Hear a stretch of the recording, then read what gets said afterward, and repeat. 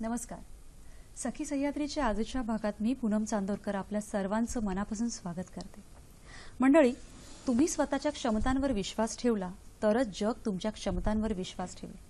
एखाद्या डोळस व्यक्तीच्या बाबतीत तर आपण सहज म्हणू शकतो, पण जेव्हा एखादी अंध किंवा दृष्टीहीन व्यक्ती हा अभिमान किंवा हा विश्वास सार्थ करून दाखवतात तेव्हा खरं तर अशा अनेक NGO किंवा अनेक संस्था आहेत जे ह्या दृष्टीहीनांसाठी काम करत असतात.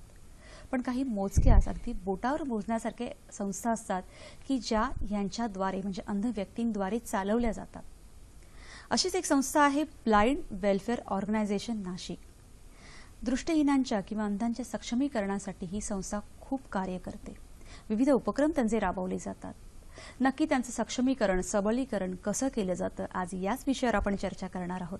आजचा आपला विषय काय आहे ते पाहूया. आजचा आपला विषय आहे दृष्टीहीनांचे सक्षमीकरण. आणि या महत्त्वाच्या विषयावर मार्गदर्शन करण्यासाठी अशाच तज्ञ व्यक्ती आज आपण इथे आमंत्रित केल्या आहेत. आज आपल्याबरोबर आहेत अर्जुन मुद्दा. नमस्कार अर्जुनजी. सखी सह्याद्री कार्यक्रमात तुमचं मनापासून स्वागत. अर्जुन मुद्दा हे Rotary Club of Bombay Queen सिटीचे प्रेसिडेंट आहेत. गेल्या 10 वर्षापासून भारतात तसेच अमेरिकेत चॅरिटेबल ट्रस्टचे कार्यक्रम ते आयोजित करत असतात. तसेच आजचे आपले दुसरे पाहुणे आहेत अरुण भारसकर. नमस्कार अरुणजी. नमस्ते. सखी सह्याद्री कार्यक्रमात तुमचंही मनापासून स्वागत. Arun Bharaskar blind welfare organisation Nashik या संस्थेचे संस्थापक आहेत. गेल्या 10 वर्षापासून ते या संस्थेचा कार्यभाग उत्तम तऱ्हेने सांभाळत आहेत. आज आपण त्यांच्याकडून त्यांची ही संस्था दृष्टीहीनांच्या सबलीकरणासाठी काय उपक्रम राबवते, कशा पद्धतीने त्यांचा कार्यभाग चालतो आणि रोटरी क्लबची यात नक्की काय भूमिका आहे या सर्वांविषयी जाणून घेणार आहोत. कार्यक्रमात तुमचा सहभाग आमच्यासाठी तितकाच महत्त्वाचा आहे. प्रश्न विचारण्यासाठी आमचे दूरध्वनी क्रमांक असे आहेत 24908050 24988050. मोबाईलवरून डायल करताना 022 हा STD कोड आहे. आणखी एक नम्र विनंती, प्रश्न विचारताना आपल्या दूरध्वनी संचाचा आवाज थोडा कमी ठेवावा आणि आजच्या आपल्या विषयाला अनुसरून प्रश्न असावेत, जेणेकरून या संस्थेविषयी यांच्या उपक्रमांविषयी जास्तीत जास्त माहिती आपल्याला करून घेता येईल. आजच्या आपल्या कार्यक्रमाला सुरुवात करूया. आजचा आपला विषय आहे दृष्टीहीनांचं सक्षमीकरण आणि आपल्याबरोबर आहेत श्री अर्जुन मुद्दा आणि श्री अरुण भारसकर. अरुणजी, कार्यक्रमात तुमचं पुन्हा एकदा खूप खूप स्वागत.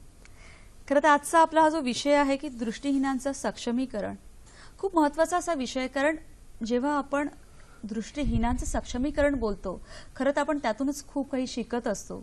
कारण मुळात ही काही जाणीव किंवा उणीव ही नसतेच. अरुणजी, तुम्ही ब्लाइंड वेलफेअर ऑर्गनायझेशन नाशिक या संस्थेचे संस्थापक आहात. 10 वर्षापासून ही संस्था तुम्ही उत्तमरित्या सांभाळत आहात. तर या कार्यक्रम इथे आयोजित केला आहे.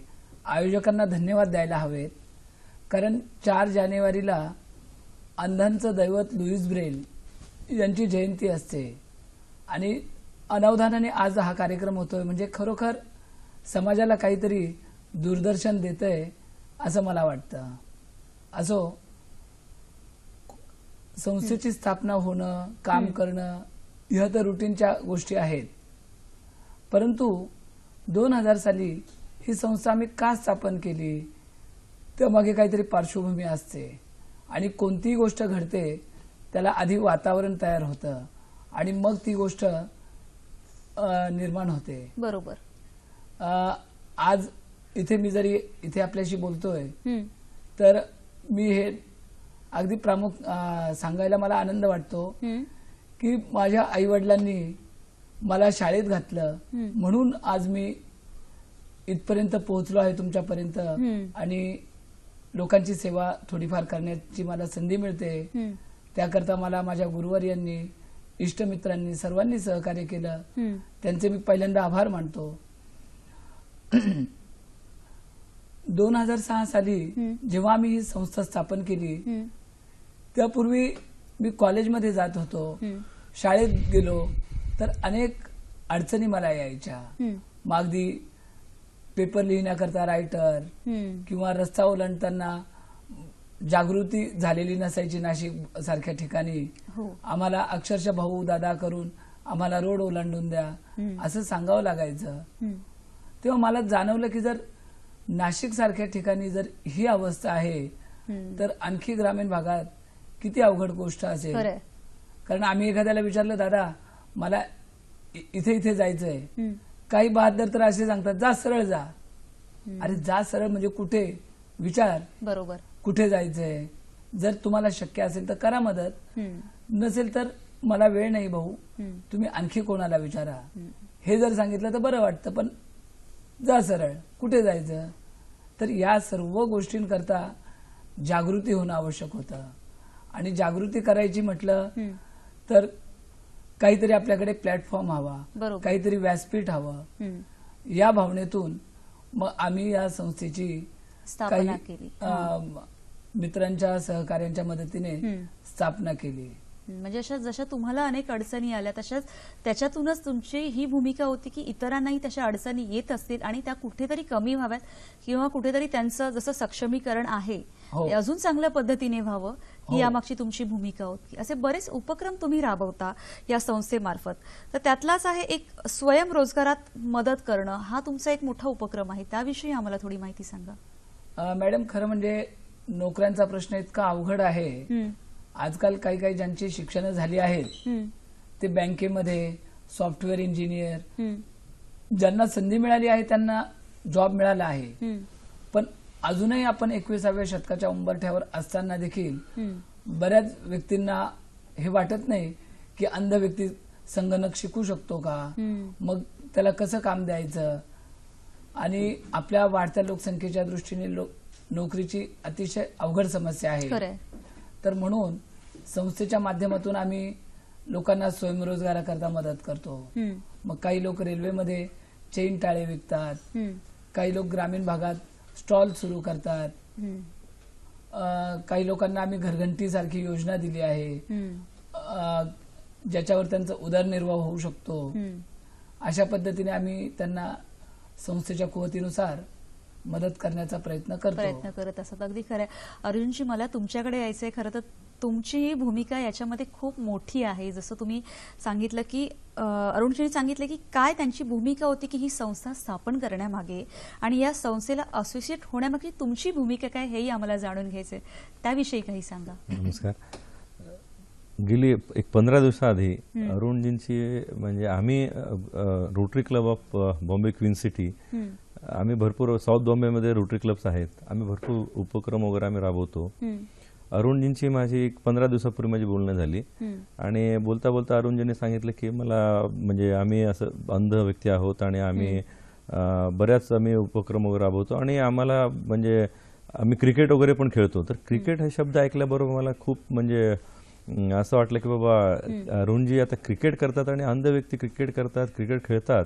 हं, तर ही गोष्ट मला एकदम म्हणजे मनाला खूपच बरोबर. ही झाली. हां. म्हणजे आय फेल मला खूप म्हणजे भावूक झालो ह्या गोष्टींमुळे. हां. म्हणलं कसे खेळतात, काय करतात, मला उत्सुकता वाढली. हां. आणि मग त्यांच्याशी मग मी बोलणं सुरू केलं आणि एक 10 दिवसामध्ये मला कळलं की ह्याच्यामध्ये खूपच म्हणजे भरपूर गोष्टी इन्व्हॉल्ड आहेत आणि प्रत्येक अंध व्यक्ती क्रिकेट खेळणं हा एका भागातला गोष्ट नाही, म्हणजे नॅशनल लेवलवरती ते खेळतात. अगदी खरं. म्हणजे त्याच्याविषयी तर आपण जाणून घेणारच आहोत. हां. तर तेच म्हणजे तुम्हाला हे एक प्रेरणा किंवा असं आलं की ह्या संस्थेला तुम्ही असोसिएट झाला पाहिजे आणि रोटरी क्लब मार्फत त्यांचे जेवढा सपोर्ट करता येईल किंवा जेवढा त्यांना पाठिंबा देता येईल ती त्याच्या मागची तुमची बिलकुल हा बिकॉज आम्ही भरपूर अशा उपक्रम राबवतो, पण त्या जे काय आम्ही मदत करतो ती मदत पण निश्चय करून म्हणजे त्याच व्यक्तींना आणि त्याचा उपयोग त्यांना व्हायला पाहिजे. अगदी खरं आहे. म्हणजे योग्य त्या व्यक्तीपर्यंत ती मदत- योग्य व्यक्तीपर्यंत ती मदत पोहोचायला पाहिजे. आणि यांच्या मार्फत त्यांच्याशी बोलल्यानंतर मला कळलं की हे स्वतःहून म्हणजे जसं तुम्ही आता जसं आपण बोलला की बाबा जर खूप ऑर्गनायझेशन आहेत, हो. पण स्वतः अंध व्यक्तीने एक ऑर्गनायझेशन करून आणि त्याच्यातनं ते सगळ्यांना मदत करतात, ही गोष्ट थोडीशी अनोखी आहे. खरं, म्हणून मी वेगळं आहे काहीतरी. वेगळं आहे आणि त्या दृष्टिकोनातून म्हणलं आम्ही आमच्या सगळ्या टीमशी बोलून म्हटलं आम्ही यांच्याशी असोसिएट होऊ.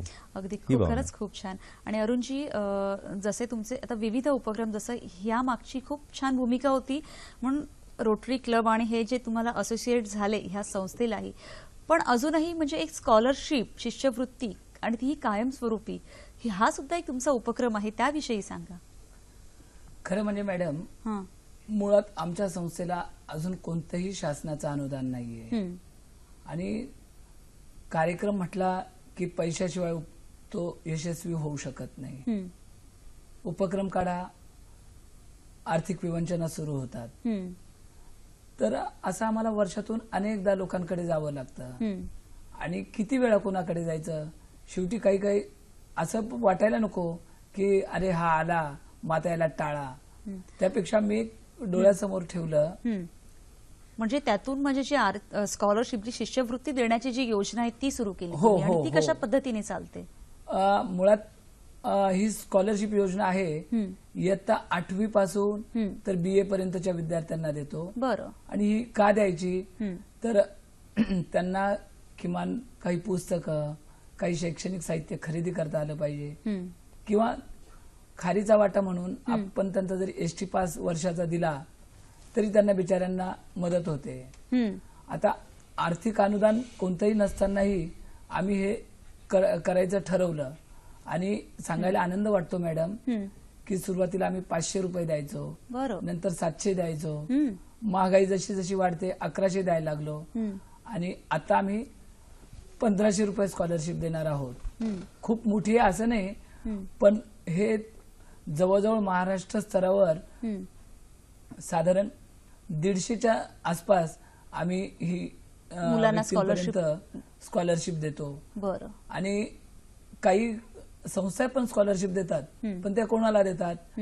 ज्यांना अधिक मार्क्स आहेत त्यांना देतात. मग ज्यांना कमी मार्क्स आहेत त्यांना हे लोक मदत करत नाहीत. मग आपल्याला जर ह्या व्यक्तींना मुख्य प्रवाहात आणायचं असेल तर मग त्यांना मदत करणं गरजेचं आहे. बरोबर. म्हणून आम्ही ही योजना चालवली आणि त्यात आता आम्ही एक दत्तक पालक योजना सुरू केली आहे. अरे वा.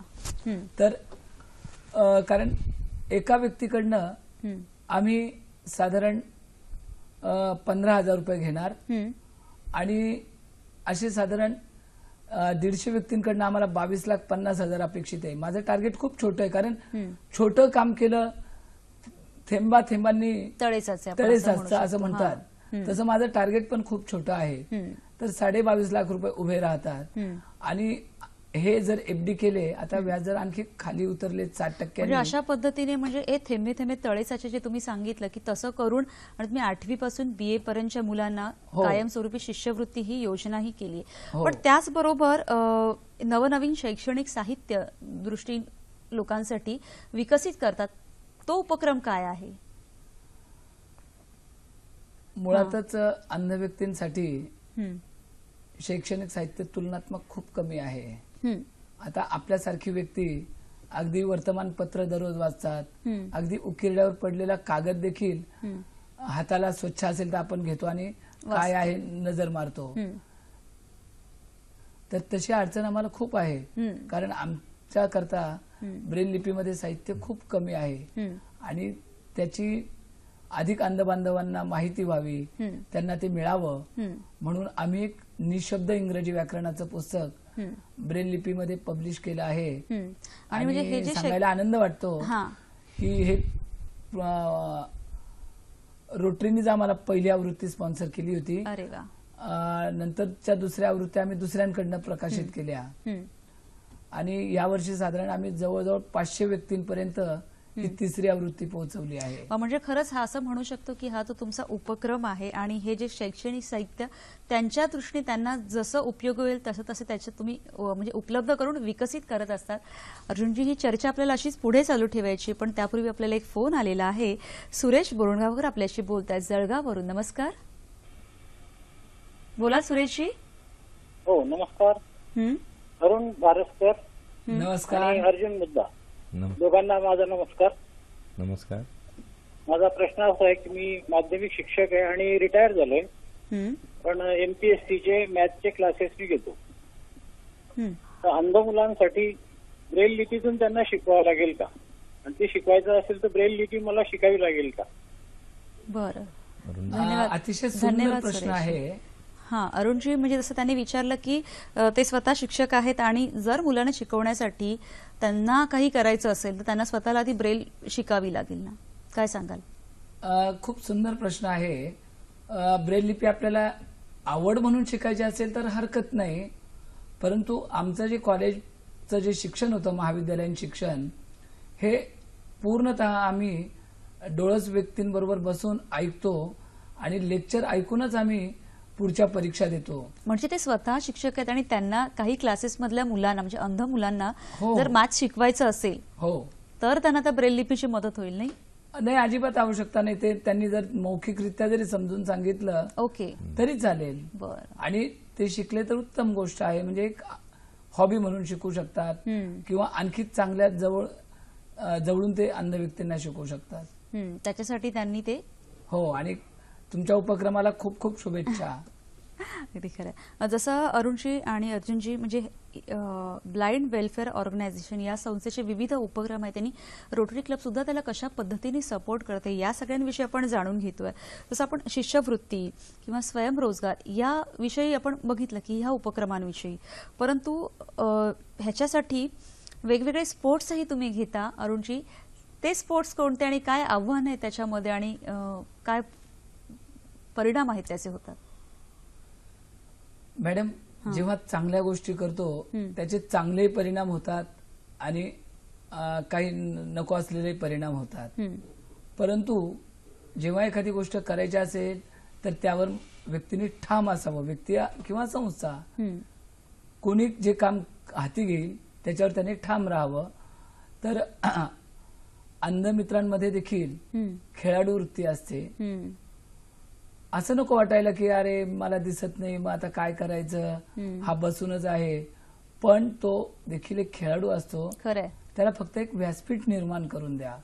उत्तम आमचे अंध मित्र धावू शकतात, क्रिकेट खेळू शकतात, नंतर पोत्यात पाय, अगदी काठीवर चालणे, गोळाफेक, हे यासारखे अथलेटिक्स गेम ते खेळतात. किंवा स्विमिंग, पोहणं, हे आम्ही अंध लोक सराईतपणे करू शकतात.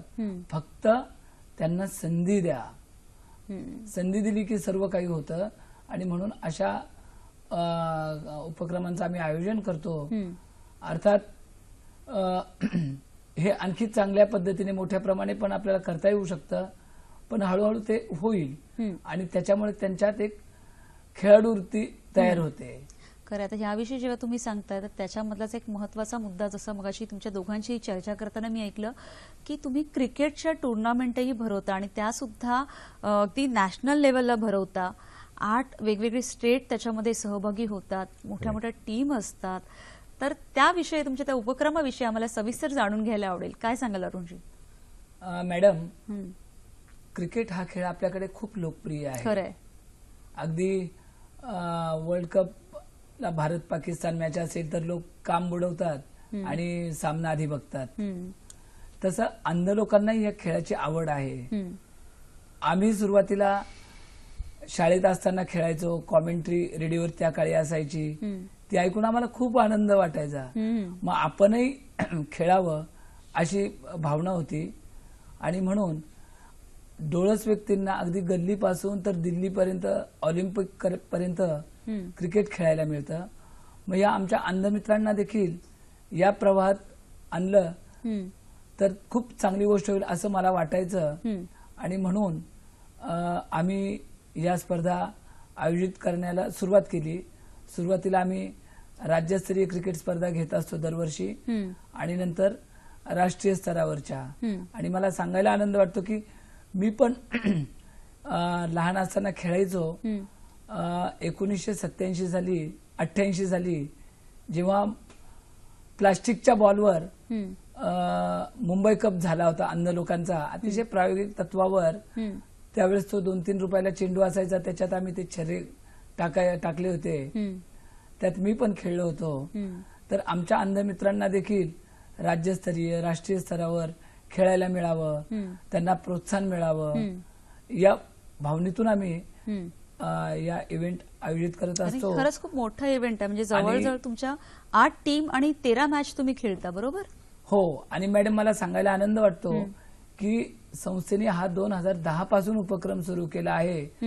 तर आजपर्यंत एकदाही खंड पडला नाही. म्हणजे अरे वा. घ्या आणि बंद करा, सुरू केलं ते कंटिन्यू आम्ही ठेवलं. आणि खरं म्हणजे तुमच्याकडे तो चेंडू ही एक वेगळ्या प्रकारचा आहे. मला असं वाटतं की आहे, तुम्ही दाखवू शकाल का? आणि कशा पद्धतीने, म्हणजे उत्सुकता असते की जो तुमचा क्रिकेट होतो तो कसा तुम्ही खेळता किंवा काय आहे तो चेंडू, काय वेगळा असतो, दाखवा. मॅडम, हा जो चेंडू आहे, हा चेंडू तर अगदी डोळस व्यक्तींसारखा आहे. फक्त याच्यात साऊंड येतो. तर ह्या साऊंडच्या मदतीने आमचा फलंदाज चेंडू मारतो.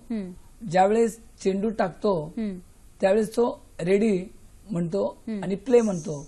जर तो बॅट्समनने आवाज दिला नाही तर तो बॉल गृहीत धरला जात नाही. रेडी प्ले म्हटल्यानंतर तो म्हणतो ओके, मग तो चेंडू टाकला जातो आणि जमिनीच्या साह्याने तो चेंडू बॅट्समन पर्यंत पोहोचतो. आणि एक तर तो चेंडू सरपटी जायला पाहिजे, किमान 3 टप्प्यात बॅट्समन पर्यंत जायला पाहिजे. म्हणजे आवाजाचा वेध घेऊन आमचा बॅट्समन तो चेंडू मारतो. म्हणजे खरं म्हणजे असं म्हणू शकतो अर्जुन की आपल्या भावना व्यक्त करण्यासाठी आपण कुठल्याही पद्धतीने, म्हणजे किती छान, म्हणजे प्रत्येकामध्ये खेळाडू वृत्ती असते आणि त्यांनी किती छान खेळाडू पद्धतीने नॅशनल लेवलवर हा गेम खेळतात. एक सामाजिक बांधिलकी जपली जाते. आणि 2014 मध्ये वर्ल्ड कपही जिंकला तुम्ही. खूप अभिमानाची गोष्ट आहे. काय सांगाल तुम्ही? खूपच म्हणजे क्रिकेट विषयी सगळ्यांना उत्सुकता असते म्हणजे आणि प्रत्येकाचा आवडीचा विषय. आणि सगळ्यांना क्रिकेट म्हटल्यानंतर म्हणजे एक त्याच्यामध्ये सगळ्यांना लीन होण्याची म्हणजे वृत्ती एक निर्माण होते माणसाला. आणि ब्लाइंड व्यक्तींना क्रिकेट खेळणं आणि क्रिकेट करणं आता ह्यांचा हा उपक्रम जो आहे, 8 टीम्स 8 स्टेटमधनं, आणि ऐकूनच मला म्हटलं 150 लोक, आणि ते पण सगळे ब्लाइंड. आणि त्यांची इच्छा, ते वेगळ्या वेगळ्या भागातून मुंबईला येऊन मुंबईमध्ये क्रिकेट खेळतात आणि गेली 8 वर्ष ते करतात. कर्नाटका, गोवा, गुजरात, मध्य प्रदेश, जम्मू काश्मीर, म्हणजे आणि दिस इज म्हणजे सामाजिक एक बांधिलकी पण निर्माण होते. आणि काय होतं, एक नेटवर्किंग जे आपण म्हणतो, ह्या लोकांमध्ये पण तो एक म्हणजे काय म्हणतात, भावना, जे चांगल्या भावना असतात त्या त्याच्यामध्ये दिसून येतात. की बाबा सगळ्या लोकांना घेऊन वेगवेगळ्या स्टेटमधनं वेगवेगळ्या पद्धतीने इकडे येऊन 3 दिवस एकत्र राहून जे खेळणं जे करतात, दॅट इज म्हणजे ते खूपच म्हणजे. आणि ही गोष्ट मला जेव्हा ज्यांनी सांगितली अर्जुनजींनी की अर्जुनजी तुम्ही सपोर्ट करा, आम्ही प्रत्येक वर्ष आम्ही करतो सपोर्ट कर. म्हणजे आमचं कसं असतं, म्हणजे बाहेरून सपोर्ट असतं, थोडंसं सपोर्ट केलं आणि आम्ही म्हणलं ठीक आहे बाबा तुम्ही खेळत राहा, आम्ही काहीतरी एक ट्रॉफी देऊ किंवा काहीतरी करू. मग ह्यांच्याशी बोलल्यानंतर मला कळलं की आपण जे म्हणतो, म्हणजे आपल्याला दृष्टीहीन लोकांमध्ये एवढी जी म्हणजे ही असते स्पिरिट जे आहे, दॅट स्पिरिट इज व्हॉट मला काय म्हणजे बरं वाटलं. म्हणजे हे लोक खेळतात आणि सिन्सिअरली 7 वर्षापासून खेळतात, अखंड. आणि मी त्यांना सांगितलं तुम्ही ज्या लेवलला करता आणि ज्याप्रमाणे आमचं रीच आहे रोटरीचं, आणि माझ्या को प्रेसिडेंटशी मी बोललो, आमच्या गव्हर्नर आहेत गोपाल मंदेने, त्यांच्याशी मी बोललो. सगळ्यांनी एका म्हणजे शब्दात सांगितलं की अर्जुन यांना आपण सपोर्ट करू आणि तुम्ही पुढाकार घ्या, आणि जसं आपण यांना म्हणजे जे काय करायचं असेल आपण करू, ह्या भावनेतनं आम्ही सुरुवात केलेली आहे. आणि प्रत्येक वर्षी आता अरुणजी आता आहेत, त्यांची इच्छा होती खूप की आम्हाला थोडंसं म्हणजे अर्जुनजी आमच्याबद्दल थोडीशी माहिती सगळ्यांना पोहोचायला पाहिजे. तर ही गोष्ट कशी होईल, म्हणजे कसं साध्य होईल, तरी तुमच्या माध्यमातून हे होतं. अगदी खरं आहे. आणि मला खूपच म्हणजे बरं वाटतं की त्यांच्याबद्दल, हे माझ्याबद्दल काही नाही, रोटरीबद्दल काही नाही, आपण सगळं करतो, तुम्ही आहात, आम्ही आहात, आपल्याला दिसतं, आपण बघतो, सगळ्या गोष्टी करतो, पण त्यांचं काय, त्यांच्याबद्दल थोडंसं जरी आपण त्यांना एक्सपोजर देऊ शकलो आणि त्यांना प्लॅटफॉर्म देऊ शकलो तर आपल्या सगळ्यांना बरं वाटेल. आणि तुमच्या माध्यमातून मला आणि आता त्यांच्या माध्यमातून त्यांच्यासोबत बसलोय हे सांगायचं की प्रत्येक वर्षी म्हणजे हे काय म्हणजे त्यांना आपण सपोर्ट करू आणि सगळ्यांनी पुढाकार घ्यायला पाहिजे या गोष्टी करण्यासाठी. आणि आम्ही तर आता ह्याच्या पुढे कंटिन्युअसली आम्ही करणारच अरे करणार. वा, खूप मोठी अशी भूमिका खरंच स्पष्ट केली. पुढचा आपला एक फोन घेऊया. भारत वावळ आपल्याशी बोलतात डोंबिवलीवरून. नमस्कार, बोला भारतजी. नमस्कार मॅडम. माझा प्रश्न असा आहे की आपण आज आपल्या आसपास पाहतो की अनेक असे दृष्टीहीन व्यक्ती असतात, त्यांना अनेक अडचणी असतात. रस्त्यावरने बसमध्ये चढणे किंवा कामासाठी जाणे अशा वेळेला त्यांना खूप त्रास होत असतो आणि अशाविषयी व्यक्तीविषयी आपली मानसिकता नेहमी सहानुभूतीपूर्वक असते. माझा प्रश्न असा आहे की सामान्य नागरिक म्हणून अशा व्यक्तींना आपण कशा प्रकारे मदत करू शकतो, त्यांचं मनोधैर्य आपण कशा प्रकारे वाढवू शकतो आणि प्रत्येक कामामध्ये ते त्यांचं त्यांचं जीवनचर्या चांगली होण्यासाठी आपण त्यांना कशा प्रकारे मदत करू शकतो यावर आपण कृपया प्रकाश टाकावा. धन्यवाद. नक्की भारतजी. भारत वावळ यांनी जो प्रश्न विचारला होता की काही वेळेला दृष्टीहीन व्यक्तींना समाजात वावरताना छोट्या छोट्या काही अडचणी येतात, तर त्यांना सामान्य नागरिक म्हणून कशा पद्धतीने, खरं तर त्यांच्यासाठी ती उणीव नाहीच आहे, त्यांना आपल्या प्रवाहात घेण्यासाठी किंवा एखादी मदत करायची असेल तर कशा पद्धतीने त्यांना ते करू शकतात?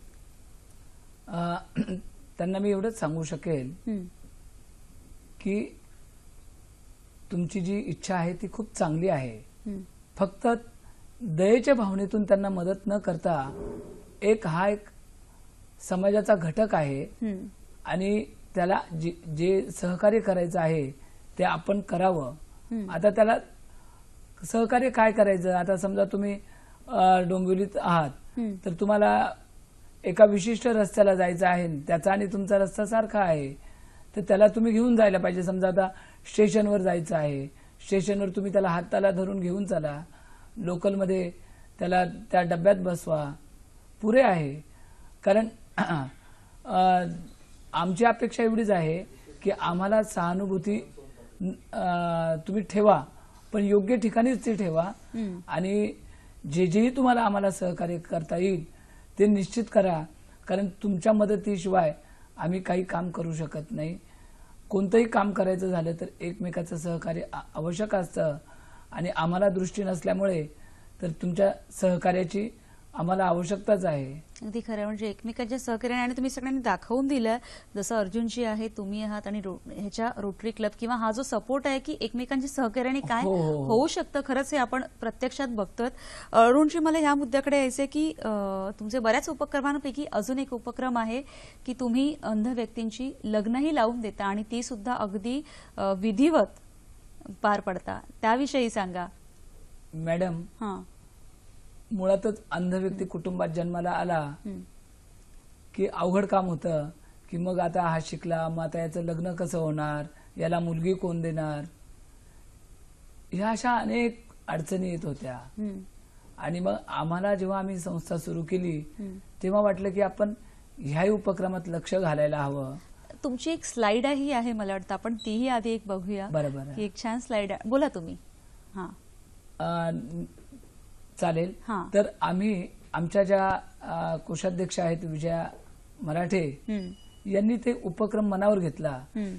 एका भास्कर नकली नावाच्या व्यक्तीचा आणि छाया हा विवाह आम्ही पहिल्यांदा लावला. तर त्या स्वतः चांदवडला त्या कुटुंबात गेल्या, त्यांना समजून सांगितलं की तुम्ही ही मुलगी भास्करला द्या, तुमचं चांगलं होईल, तो कमवतो, तुमच्या मुलीचं चांगलं होईल. आणि सुरुवातीला त्या व्यक्तींची मानसिकता नव्हती का रे हा अंध आहे मग कशी आमची मुलगी सांभाळणार, परंतु ते त्यांना कन्व्हिन्स केलं आणि मग जानेवारी 10 साली आम्ही पहिला विवाह लावून दिला. मला सांगायला आनंद वाटतो की आम्ही आतापर्यंत 15 विवाह लावून दिले. फार नाही लावले 10 वर्षात, पण जेही काम केलं ते थोडं केलं पण चांगलं केलं. अगदी त्यांना संसार उपयोगी भांडी, मंगळसूत्र, अगदी महिनाभर पुरेल एवढं त्यांना रेशन दिलं, कपडे दिले, अगदी ज्या धर्माचा असेल त्या धर्माचा मांत्रिक बोलावून त्याचा विधिवत पद्धतीने लग्न लावून दिलं। आम्हाला जेही काम करायचं मॅडम ते फोटो करता आम्ही काम नाही करत, तर त्यात आम्हाला स्वतःला मानसिक समाधान मिळायला पाहिजे अशी माझी आणि माझ्या पदाधिकाऱ्यांची कमिटीतल्या इच्छा आहे। म्हणूनच आम्ही आतापर्यंत फक्त 15 विवाह लावून दिले। बरं, अरुणजी मला सांगा की हा तर एक चांगला उपक्रम तुमचा चालूच आहे, पण त्याचबरोबर असं म्हणतात की संगीत हे आहे की माणूस सगळं काही विसरून जातो, त्याची मोहिनी सगळ्यांवर आहे आणि तुम्ही संगीत विद्यालयही सुरू केलं आहे, त्याविषयी आम्हाला सांगा। आणि त्याविषयी सांगण्याआधी तुम्ही उत्तम प्रकारे बासरी सुद्धा वाजवता हेही आम्हाला कळलंय, तर त्याची एक झलक आम्हाला बघायची आहे। मॅडम मी बासरी वाजवतो, पण मी काय फार मोठा बासरी वाजवणारा नाहीये, थोडंफार गॉड गिफ्ट आहे, त्या दृष्टीने मी एक चोरी चोरी चित्रपटातलं एक गाण्याची ओळ वाजवतो। बरोबर।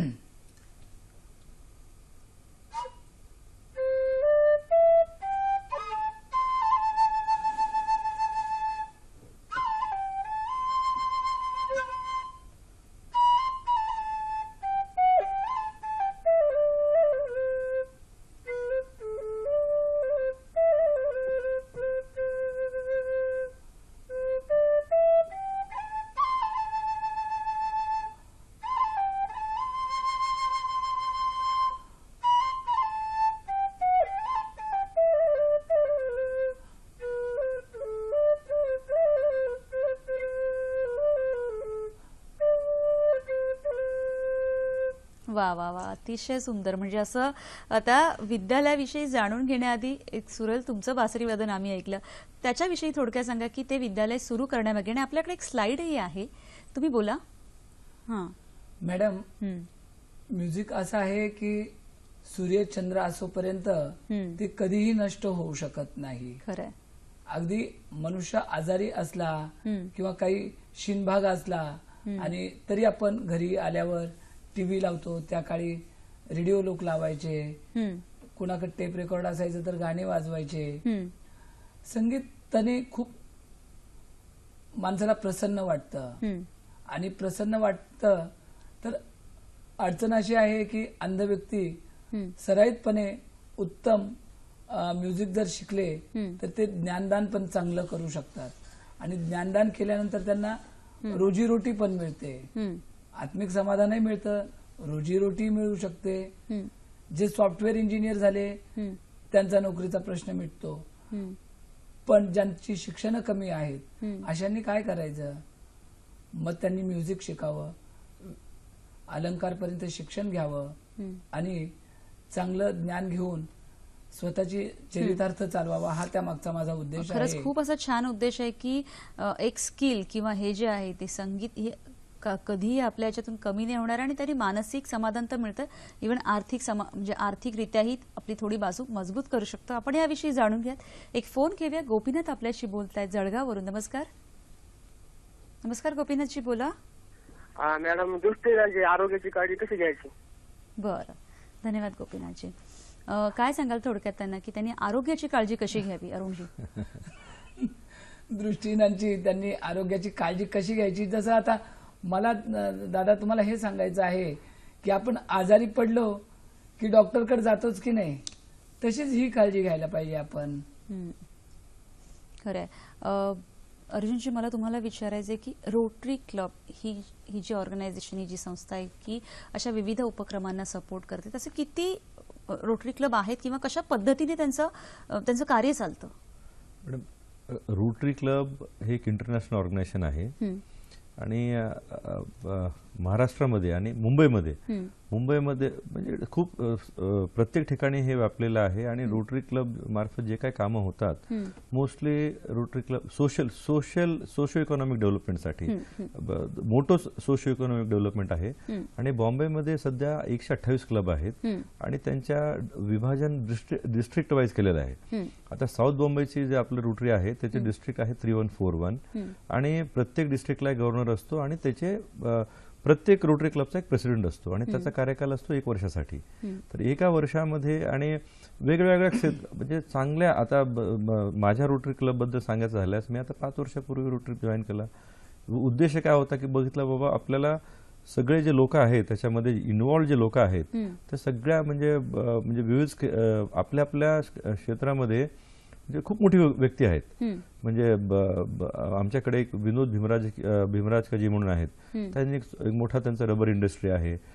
सियारामचे ओनर आहेत, रमेशजी पोद्दार आहेत. तर अशा व्यक्तींना एक कुठल्या तरी म्हणजे प्लॅटफॉर्म मार्फत लोकांना कसं मदत करता येईल ह्या अनुषंगाने रोटरी क्लब मध्ये ते जॉईन झालेत आणि आता गेली बरेच वर्ष आमचा क्लब आता हा 25व्या वर्षामध्ये आहे.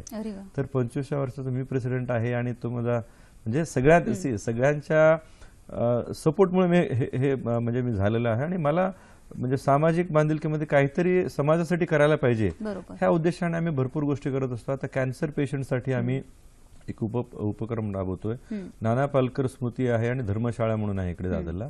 तर त्या लोकांसोबत आम्ही एक वी केअर म्हणून एक फाउंडेशन क्रिएट केलेलं आहे. आमचे एक व्यक्ती आहेत, तर कॅन्सर पीडित लोकांना आम्ही सपोर्ट करतो. पिडियाट्रिक हार्ट सर्जरी आहे आता ह्या वेळेस म्हणजे ह्या वर्षाचा उपक्रम आहे पिडियाट्रिक हार्ट सर्जरी.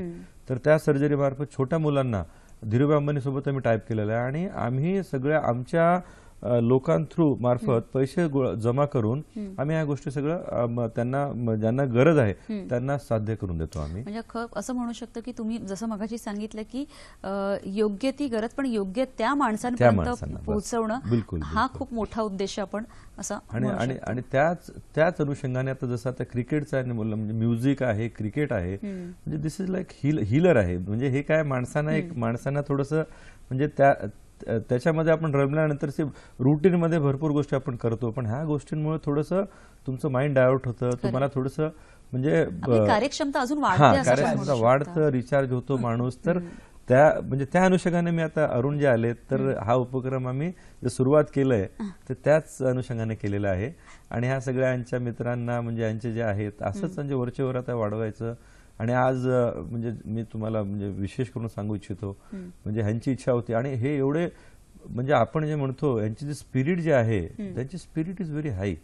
आपण म्हणजे बघू शकतो, करू शकतो, सगळं करून आपल्यामध्ये जे स्पिरिट असतं म्हणजे आय रिअलाइज दॅट म्हणजे त्यांची रात्री 11 वाजता पण मला फोन करतात, सर आम्हाला असं करायचं, आम्हाला तसं करायचं. आणि त्यांच्या सगळ्या बाजूने म्हणजे ही जी इच्छा असते आणि काहीतरी करून दाखवायची इच्छा असते ती म्हणजे आता ह्यांच्यासोबत आज इकडे बसून एकच मेसेज की बाबा आपण आपल्याला देवाने सगळं काही दिलेलं आहे, पण ह्यांच्या माध्यमातून आपण ज्या गोष्टी त्या करतात त्यांना सपोर्ट करून त्यांचं दे आर अवर स्पिरिट म्हणजे आपण सपोर्ट करून ते वेगळे कोणी नाही तर आपल्या बरोबरचे आहेत आणि आपल्या बरोबरच चालणार आहेत. अर्जुनजी आणि अरुणजी, आपली ही चर्चा खरंच खूप छान पद्धतीने तुम्ही माहिती देत आहात की कसे वेगवेगळे उपक्रम चाललेले असतात आणि कसं रोटरी क्लबचाही त्याला सपोर्ट आहे, कशा पद्धतीचा सहभाग आहे, कार्यपद्धती कशी चालते. मला एका विषयावर यायचं आहे की काही वेळेला आपल्याला काही अडचणी असतात किंवा काही दोषांमुळे अंधत्व येतं, पण दुसऱ्यांना ते येऊ नये म्हणून तुमचा एक खूप छान असा उपक्रम आहे की ग्रामीण भागात तुम्ही नेत्र तपासणी करता, त्याविषयी सांगा अरुणजी. मॅडम, अंधांना अंधत्व ही कधी समस्या नसते, परंतु तिचं ज्या अडचणी आम्हाला आल्यात त्या इतर बांधवांना येऊ नयेत म्हणून आम्ही ग्रामीण भागात खास करून नेत्र तपासणी चालवली आहे. कारण आपल्याकडे जे अंधत्व येतं ते मुळातच आपल्याकडे गरिबी, वाढतं दारिद्र्य या सर्व गोष्टींमुळे येतं.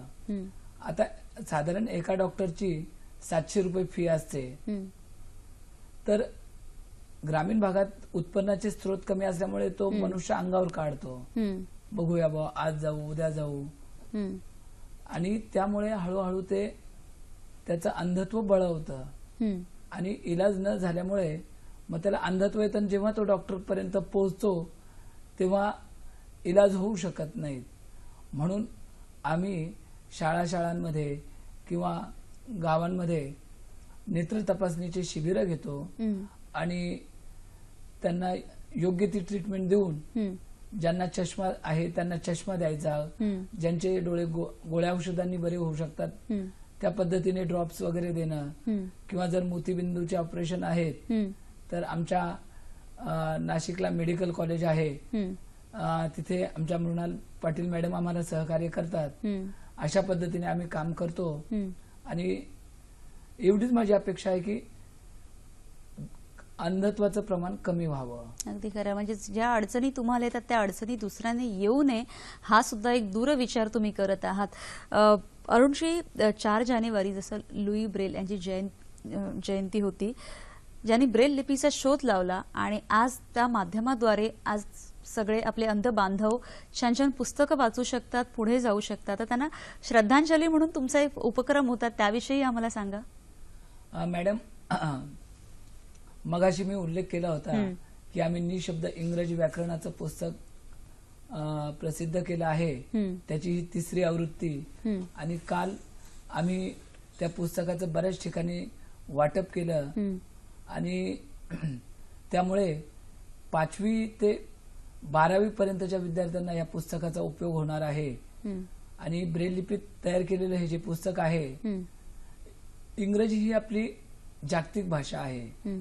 आणि जर या भाषेचं सर्वांना ज्ञान मिळालं तर ते केव्हाही सर्वांना उपयोगी पडेल. कारण आज आपण संगणक बघतो तरी इंग्लिश, फोनवर पण बरेच ऍप्स आहेत इंग्लिश. तर म्हणून इंग्लिश भाषा सर्वांना अवगत असावी. मराठी तर आपली मातृभाषा आहेच, ती प्रत्येकाने शिकावी. परंतु इतरांप्रमाणे आपण देखील इंग्रजी भाषेचं आपल्याला ज्ञान असायला पाहिजे. म्हणून आम्ही हे पुस्तक ब्रेल लिपीत तयार केलं. आणि काल आमचं दैवत लुईस ब्रेल हे आमचे दैवत आहेत, त्यांच्या जयंतीनिमित्त आम्ही अनेक ठिकाणी ते पुस्तकही दिली आहेत. बरं. म्हणजे जी ती एक अडचण आहे ती सुद्धा अडचण कुठे येऊ नये ही सुद्धा त्यामागची तुमची भूमिका. नाही मॅडम, अंधांना अंधत्व ही कधीच समस्या नाही. फक्त एवढंच मला आजही सर्वांना हात जोडून विनंती आहे की तुम्ही आम्हाला, तुमचा एक घटक आहे, समाजातला एक घटक आहे, त्याला तुम्ही योग्य तऱ्हेने घेऊन चला. जर आपण 21व्या शतकाच्या गप्पा करतोय आणि आजही आपण विचारतो अरे हा अंध आहे, हा कसा काम करेल, हा अंध आहे, हा शिकेल का, ह्या विचार आपण कुठेतरी बदलायला हवेत. खरं. आणि ते बदलले जाणार आहेत. आणि हो, तुम्हाला सांगायला मला आनंद वाटतो, अँड्रॉइड फोन हे अंध व्यक्ती आज सराईतपणे ऑपरेट करतात. खरं. तर त्यांना तुम्ही फक्त संधी द्या. कार्यालयात मेल करणं हे देखील कामं अंध व्यक्ती करू शकतात. अरे, आणि मी म्हणजे त्यासाठी तुम्ही बरेच व्यक्तिगत विकासाची शिबिरही घेता, त्याविषयी जरा सांगा. कसं मॅडम, अंध व्यक्तींचा व्यक्तिमत्व विकास घडायला हवा. त्यालाही एक जाणीव व्हायला पाहिजे का अरे आपण अंध जरी असलो तरी आपण इतरांप्रमाणेच एक मनुष्य आहे. आपल्याला कोणी नाव ठेवायला नको, कोणी हसायला नको, नोकरीवर जायचं, योग्य पोशाखात जायला पाहिजे. आपण एखाद्या स्पर्धेत गेलो किंवा एखाद्या व्यासपीठावर भाषण करायला लागलो तर आपल्या आवाजात चढ उतार असायला हवेत. आपण अभिनय करू शकलो पाहिजे, आपण गाणं म्हणू शकलो पाहिजे. या सर्व पद्धतीचं आम्ही त्यांना जे जे शक्य होईल आम्हाला संस्थेला ते नक्की आम्ही करण्याचा प्रयत्न करतो. त्यांना प्रत्येक दृष्ट्या प्रोत्साहन मिळावं. अगदी खरं. हे म्हणजे त्याच्या मागे त्या व्यक्तिमत्व विकासाच्या शिबिरातून त्यांना तुम्ही सांगत असता. अर्जुनजी, आजचा आपला हा विषय जो आहे खूप छान छान माहिती ह्या संस्थेविषयी आमच्यापर्यंत येते. रोटरी क्लबचे काय काय उपक्रम आहेत किंवा काय राबवले जाणार आहेत ते थोडक्यात अगदी सांगा. जस्ट सांगितल्याप्रमाणे कॅन्सरचं तुमचा एक उपक्रम आहे, कॅन्सरचा आहे, पिडियाट्रिक हार्ट सर्जरी आहे, पोलिओ डिटेक्शन्स आहेत. आणि त्याच्या व्यतिरिक्त पण व्यक्तिमत्व विकास जे आपण म्हणतो तर त्या विकासाच्या दृष्टीने म्हणजे आता म्युझिक आहे, क्रिकेट आहे, तर ह्या सगळ्या गोष्टी आपण त्यांना म्हणजे आपल्यातलं एक समजून आपण त्यांना जर का मदत केली तर डेफिनेटली त्यांना पण ते प्रोत्साहन मिळेल. आणि आता आजचीच गोष्ट म्हणजे आज आता उदय कोटक सारख्या उदय कोटकनी आज ते सकाळी म्हणजे 5 मिनिट वेळ काढून, वेळ नसताना ते येऊन आणि आपले इंडियन टीमचे कोच आहेत संजय बांगर, ते स्वतः त्यांना जस्ट मी रिक्वेस्ट केली की बाबा अंध व्यक्ती आहेत त्यांना म्हणजे खूप इच्छा आहे या गोष्टीची आणि त्यांना क्रिकेटमध्ये इंटरेस्ट आहे, त्यांना खेळायचं आहे, तर त्या 2 मिनिटासाठी ते येऊन गेल्या. तर त्याचं जे प्रोत्साहन म्हणजे सगळ्यात 11 वेगवेगळ्या भागातनं लोक आली होती आज महाराष्ट्रातनं, ते खूपच म्हणजे त्यांना एवढं बरं वाटलं की सर आमच्यासारख्या व्यक्तींना पण तुम्ही येऊन भेटता. ही जी आहे आणि त्याच्या व्यतिरिक्त हे आता हे जसं ब्रेल म्हणलं, आता आम्ही आमच्या रोटरीतर्फे ब्रेल मशीन पण मागच्या वेळेस नॅब इन्स्टिट्यूटला आम्ही आमच्या एका डोनरनी 8 लाखाचं ब्रेलर मशीन आम्ही देऊन टाकलं त्यांना. तर अशा गोष्टी पण आम्ही करत असतो. तर आता आणि पण सगळ्यात विशेष बाब काय आहे की ती जे मदत असते ती चांगल्या ऑर्गनायझेशन थ्रू प्रॉपर लोकांना पोहोचायला पाहिजे. आणि अरुणजींशी बोलताना त्यांचं जे मी कार्यभार बघितला आता 7-8-10 वर्षात की मला एवढं जाणवलं की बाबा ते खूप चांगल्या प्रमाणे हे गोष्ट लोक करतात आणि मदत चांगल्या लोकांना पोहोचतो. म्हणून मी त्यांच्याशी जोडलोय आणि याच्या पुढे पण सगळ्यांना अपील करतो की अशा लोकांना, अशा चांगल्या ऑर्गनायझेशनना डेफिनेटली आपण सगळ्यांनी सपोर्ट केला पाहिजे. अगदी खरं अरुणजी, आपल्याकडे वेळ अतिशय कमी आहे, पण अगदी जाता जाता तुम्ही सगळ्यांना काय संदेश द्याल? मॅडम, मला एवढंच म्हणायचं आहे की ज्ञानदेवांची एक ओळ आहे, इवलेचे रोप लावी येले द्वारी, त्याचा वेलू गेला गगनावरी. ही छोटीशी संस्था होती, ती मला तुमच्या सर्वांच्या मदतीने मोठी करायची आहे, तिचं कार्य वाढवायचं आहे. तर ज्याला ज्याला जे शक्य होईल ती त्यांनी या संस्थेला मदत करावी आणि असा एक वटवृक्ष व्हावा त्या सावलीचा निवारा अनेक अंध बांधवांना मिळावा आणि हा मोगरा असाच फुलत राहावा, फुलवत राहायचा. अगदी खरं आहे. म्हणजे खूप छान असं त्यांनी सांगितलं की हे जे छोटंसं रोपटं त्यांनी लावलं त्याचा वटवृक्ष होत आहे आणि आपल्या सगळ्यांच्या ह्या शुभेच्छा आहेत की हे खूप वाढत जावं, हे जे झाड असंच आहे. आणि ह्या आपण जेव्हा दृष्टीहीन किंवा अंध व्यक्ती बोलतो तेव्हा त्या आपल्या बरोबर आहेत. ते कोणी समाजाचे वेगळे घटक नाही, तर समाजातलाच आपल्या बरोबरीचा एक भाग आहे. आजचा आपला विषय तुम्हाला कसा वाटला? तुमच्या प्रतिक्रिया, तुमची काही मतं तुम्ही आमच्यापर्यंत नक्की पोहोचवा.